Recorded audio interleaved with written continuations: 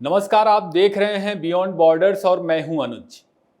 यश की केजीएफ आपने जरूर देखी होगी। एक सीन है उसमें, दुश्मन चारों तरफ भीड़ लगा के खड़े हैं, मुंह में सिगरेट दबाए रॉकी भाई हौले कदमों से एंट्री मारते हैं। उनके हाथ में एक बड़ा सा हैमर यानी हथौड़ा है, जिसे घसीटते और भीड़ को चीरते हुए आगे बढ़ते जाते हैं, जैसे सबको सांप सूंघ गया हो। भीड़ किनारे हो जाती है और रॉकी भाई बढ़ते रहते हैं। केजीएफ में जिस तरह रॉकी भाई ने एंट्री मारी थी, इस वक्त जियो पॉलिटिक्स में, वर्ल्ड पॉलिटिक्स में ट्रंप हूबहू वैसे ही नजर आ रहे हैं। वे जनवरी में अमेरिका के प्रेसिडेंट पद की शपथ लेंगे, मगर ट्रंप की आने वाली सरकार का खौफ ऐसा है कि उससे पहले ही, शपथ लेने से पहले ही उनके दुश्मनों की भीड़ ट्रंप के लिए जगह बनाने लगी है, भागने लगी है। हम आगे बढ़े उससे पहले देश दुनिया से आप लोगों ने जिस तरह से सपोर्ट किया, आपका बहुत आभार। कई सलाह भी आपने दिए, हम उस पर काम करने का प्रयास कर रहे हैं। पिछले एपिसोड में एक दो जगह डेमोक्रेट की जगह रिपब्लिकन और रिपब्लिकन की जगह डेमोक्रेट कह दिया गया, इसके लिए माफ करें। उम्मीद करता हूं कि आपका प्यार दुलार मिलता रहेगा। आज का एपिसोड अंत तक देखें। आप हमें लाइक करें, शेयर करें और कमेंट करके सपोर्ट कर सकते हैं। चाहे तो सुपर थैंक्स के जरिए भी अपना सपोर्ट दे सकते हैं। दोस्तों, अभी 19 जनवरी तक बाइडेन ही प्रेसिडेंट हैं, मगर ट्रंप ने जो वादा किया था उन पर काम दिखने लगा है। अवैध अप्रवासी अमेरिका छोड़ के भाग रहे हैं और गुरपतवंत सिंह पन्नू के बारे में सूचना है कि वह भी अमेरिका छोड़कर कनाडा में किसी गुप्त ठिकाने में छिप गया है। कनाडा सरकार ने उसकी सुरक्षा चाक चौबंद की है। खबर कितनी सच है अभी कंफर्म होना बाकी है, मगर लोग चर्चा कर रहे हैं कि भारत की मोस्ट वांटेड बिश्नोई गैंग के कुछ लोग उसे कुत्तों की तरह तलाश रहे हैं। बिश्नोई गैंग कनाडा से ही ऑपरेट होता है। खालिस्तानियों में भगदड़ है, खासकर इस बात को लेकर के कि मस्क की भविष्यवाणी के बाद, जिसमें उन्होंने डस्टबिन ट्रूडो यानी कनाडा के पप्पू का राजनीतिक भविष्य बताया कि अब उसकी कुर्सी जाने की बारी है, ट्रूडो अब जाने वाला है। आज बहुत सारी खबरें हैं और ब्लूमबर्ग की रिपोर्ट में ट्रंप की जीत से दुनिया के जिन नेताओं को विजेता बताया जा रहा, उनकी पॉलिटिक्स की सफलता नजर आएगी आपको उनमें। ब्लूमबर्ग ने Modi, Netanyahu, Mohammed bin Salman, Vladimir Putin, Giorgia Meloni, Kim Jong Un, Viktor Orban और जेवियर मिलेई को ट्रंप की जीत के बाद वर्ल्ड पॉलिटिक्स का हीरो बताया है। लेकिन ट्रंप की जीत वामपंथियों को पच नहीं रही, दुनिया भर के वामपंथियों को पच नहीं रही।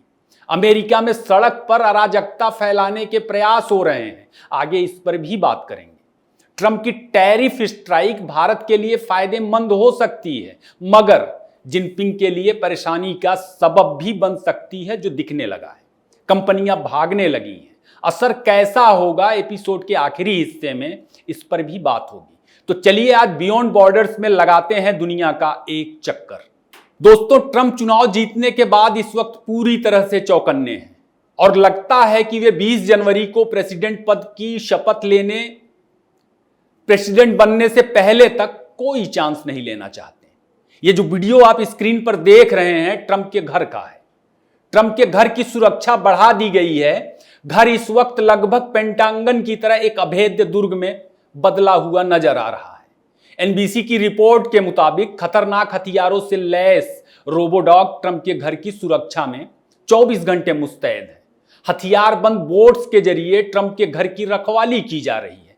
पानी, जमीन और आसमान, चारों तरफ जबरदस्त सुरक्षा है। असल में अमेरिका में ट्रंप की जीत को कुछ लोग पचा नहीं पा रहे।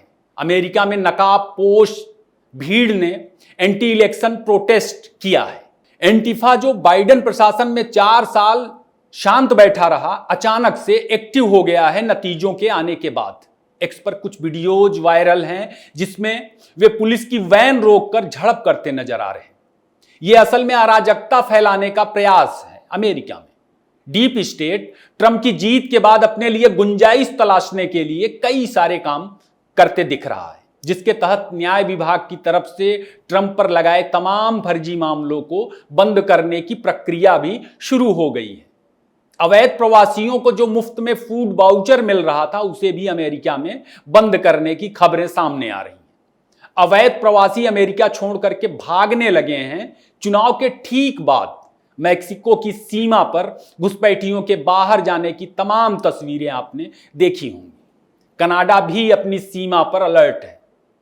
वह चाहता है कि कनाडा के रास्ते जो घुसपैठिए अमेरिका चले गए थे वे वापस ना आ जाएं।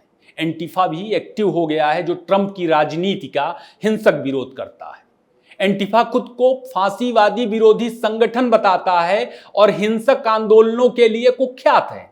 एंटीफा के पीछे लिबरांडू वामपंथी हैं और उसकी ताकत अवैध घुसपैठिए हैं।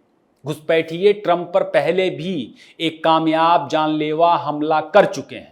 इलेक्शन कैंपेन के दौरान पेंसिल्वेनिया में उन पर हमला हुआ था, उन पर गोली चली थी जो ट्रंप के कान को छूते हुए निकल गई थी।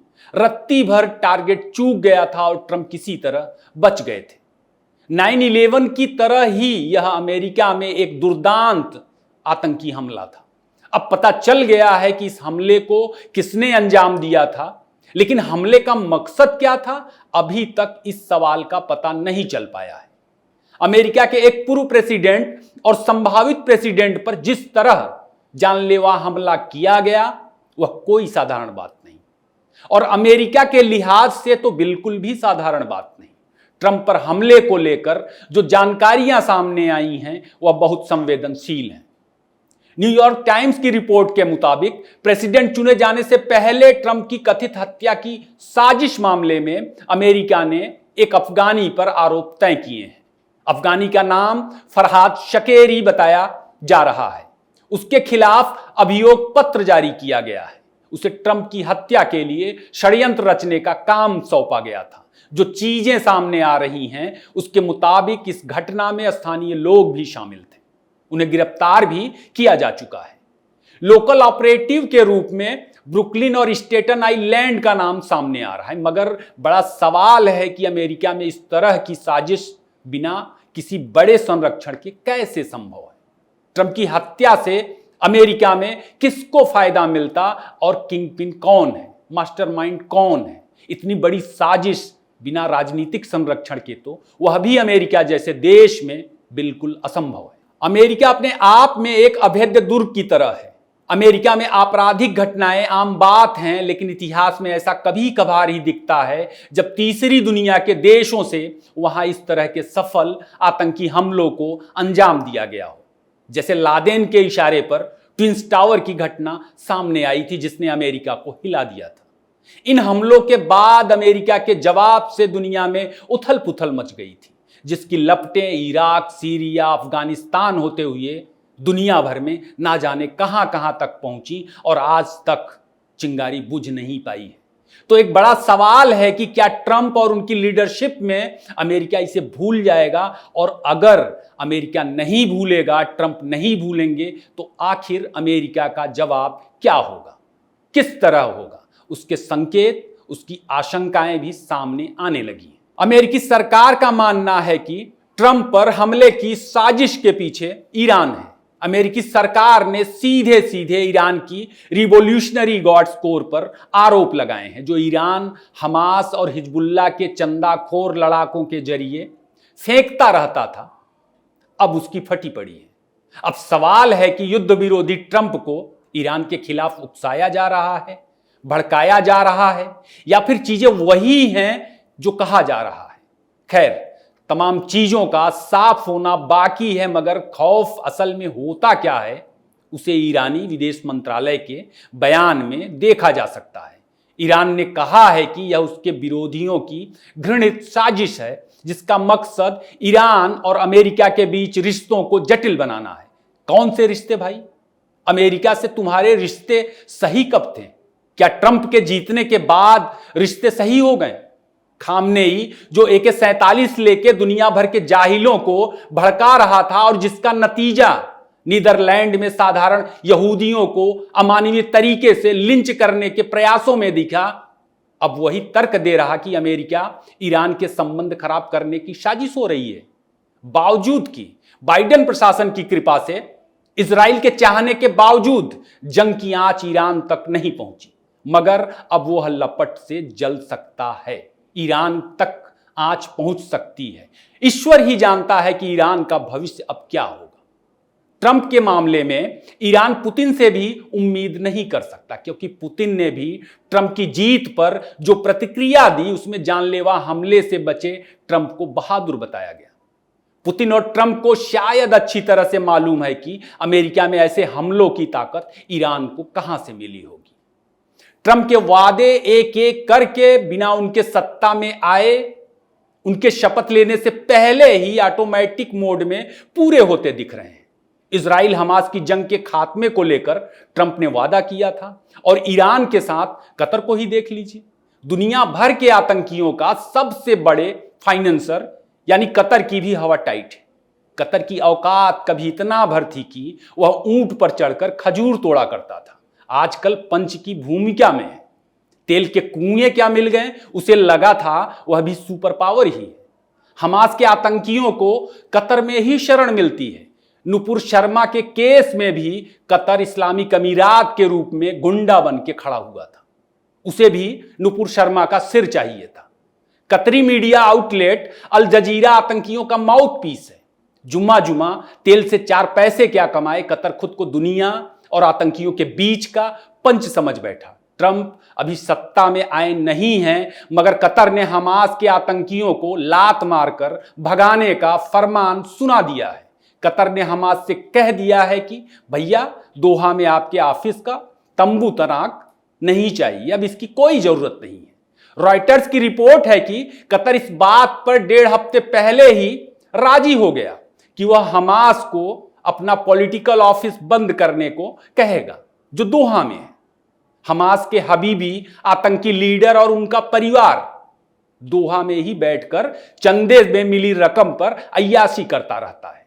कतर ने हमास से कहा है कि तंबू तनाक उखाड़ो और ईरान, पाकिस्तान, फिलिस्तीन जहां मन हो चले जाइए। दुर्भाग्य से राहुल जी प्रधानमंत्री नहीं बन पाए, वरना शायद दिल्ली में हमास के आतंकियों को शरण जरूर मिल जाती। मगर हमास को यकीन नहीं है। हमास को इस बात का यकीन नहीं है। उसने बीबीसी से खंडन किया है। इन्हें यकीन होता कहां है? एक किताब वालों ने जो तय कर लिया वही मानते हैं, बाकी सच चाहे जो। उन्हें अभी भी लग रहा है कि हमास बस तेल अवीव को कब्जे में लेने ही वाला है। वैसे मुझे व्यक्तिगत खुशी होगी कि यह खबर झूठी हो और हमास दोहा में ही रहे। दुनिया की अशांति में कतर का भी बहुत बड़ा योगदान है, उसे भी कुछ सबक मिलना जरूरी है। ट्रंप का वादा रूस यूक्रेन की जंग को खत्म करने का भी था। वह भी ट्रंप की जीत के बाद लगभग निर्णायक दिशा में आगे बढ़ती दिख रही है। जाहिर है कि यह जंग तभी खत्म होगी जब पुतिन संतुष्ट होंगे, भारत भी संतुष्ट होगा।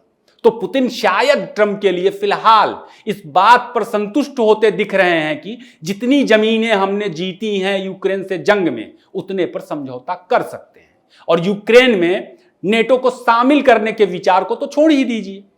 यूक्रेन के नेटो में आने ना आने को लेकर चीजों का अभी साफ होना बाकी है, लेकिन जंग के खात्मे का फार्मूला आकार लेने लगा है। ट्रंप के वरिष्ठ सलाहकार ब्रायन लॉन्ज ने बीबीसी से कहा है कि ट्रंप यूक्रेन को रूस के कब्जे वाले क्षेत्रों को वापस हासिल करने में मदद देने की बजाय यूक्रेन में शांति स्थापित करने की ओर ध्यान देंगे।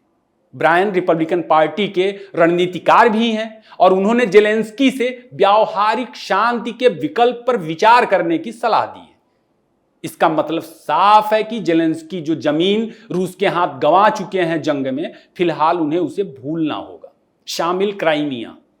और अगर जेलेंस्की ऐसा नहीं करते हैं तो ट्रंप की नजर में जेलेंस्की गंभीर नहीं है, बावजूद कि पुतिन की योजनाएं यूक्रेन को लेकर के बहुत सारी हैं, मगर जीती हुई जमीन पर रूसी कब्जे की शर्त पर समझौता कर सकते हैं। यानी मतलब साफ है कि जेलेंस्की नहीं मानेंगे तो अमेरिका की कोई मदद नहीं मिलेगी।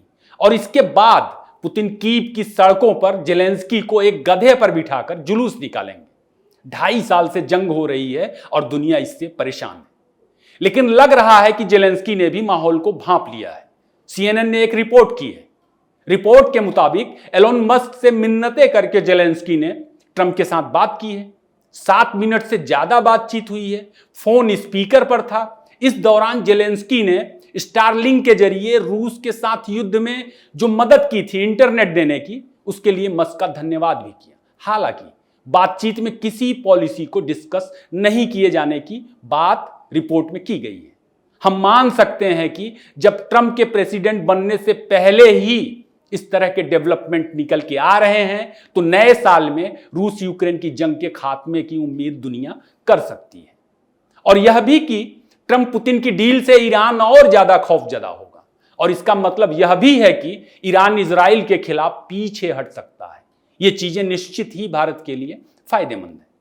इजराइल हमास की जंग रुकने का मतलब है कि G20 पर काम तेजी से आगे बढ़ेगा। उधर जनवरी में ट्रंप के कमान संभालने से पहले उनके संभावित टैरिफ स्ट्राइक से चीन पर बड़ा संकट शुरू होते दिखने लगा है।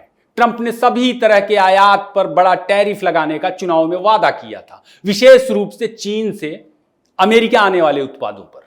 ट्रंप की जीत के 2 दिन बाद ही जूता बनाने वाली $3 बिलियन की एक बहुत बड़ी कंपनी स्टीव मैडन ने घोषणा की है कि ट्रंप की टैरिफ स्ट्राइक से बचने के लिए वह अपने चीनी प्रोडक्ट्स को आधा कर देगी, आयात को आधा कर देगी। कंपनी के मुताबिक एक्शन शुरू हो गया है। इससे पहले कई अमेरिकी कंपनियां चीन से अपना कारोबार समेट चुकी हैं और कई कतार में है। स्टीव मैडन का करीब 70% आयात चीन से होता है। ट्रंप की ट्रैफिक स्ट्राइक से भारत और तीसरे देशों को लगातार फायदा मिल रहा है। कुछ कंपनियां भारत भी आई हैं। स्टीव मैडन ने कहा है कि वह भी चीन की बजाय अब अपने सामानों को कंबोडिया, वियतनाम, मैक्सिको, ब्राजील और कुछ अन्य देशों से खरीदेगा। कहने की बात नहीं कि जिनपिंग की परेशानियां बढ़ने वाली हैं। चीन की हालत इस वक्त इतनी मजबूत नहीं है कि वह अमेरिका से कारोबारी जंग कर सके। तमाम चीजें उसके प्रतिकूल हैं। आज के लिए बस इतना ही। फिर किसी नए विषय के साथ मुलाकात होगी। तब तक के लिए इजाजत दें। अगर एपिसोड आपको पसंद आया हो तो इसे लाइक करें, शेयर करें और कमेंट करना ना भूलें। आपने इतना समय दिया, आपका बहुत बहुत धन्यवाद।